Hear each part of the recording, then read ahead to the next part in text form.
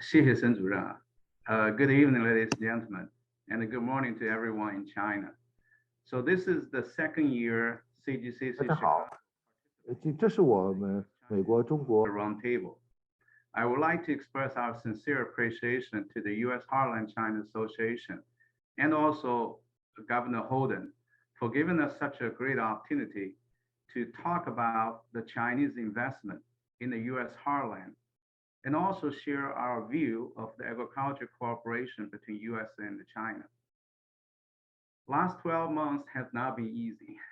Not only many new challenges beyond the pandemic, such as inflation and global supply chain, have significantly impacted our members' business, but also what happened in the last 30 days in Europe might completely reshape our future. Fortunately, even with all of those volatility and uncertainty, the foundation for U.S.-China agriculture cooperation remains unchanged. China is still the largest consumer and the largest importer of agriculture products, while USA is still the largest producer and the largest exporter of the agriculture product. I think we have to admit that there are more and more voices today advocating for a wholesale decoupling between US and China. However, the strong tie between US-China through the agriculture industry, on the other hand, contemplate those movements. Just as Ambassador Chen Gang and the Acting Deputy Secretary Hofmeister just stated in their remark, US Census Bureau data shows US agriculture product export to China in 2021 hit a new high in the history, significantly toppling the previous record in 2013.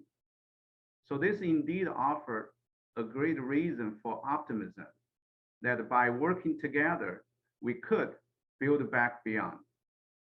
Last year, CGCC did a survey among all the Chinese investment in the United States.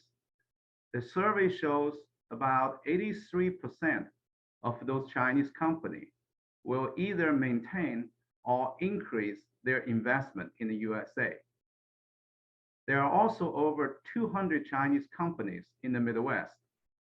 Many of them are in the agriculture industry, creating local jobs, investing in the local community, building the bridge of understanding between the country we came from and the country that we call home today are the missions of each and every of our members.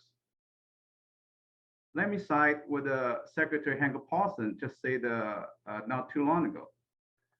Too few countries are unlearning the worst lesson of the past few years about how protectionism ultimately hurt the prosperity, how barrier to trade ultimately stifle opportunities, how restriction on capital flow ultimately scare away investors.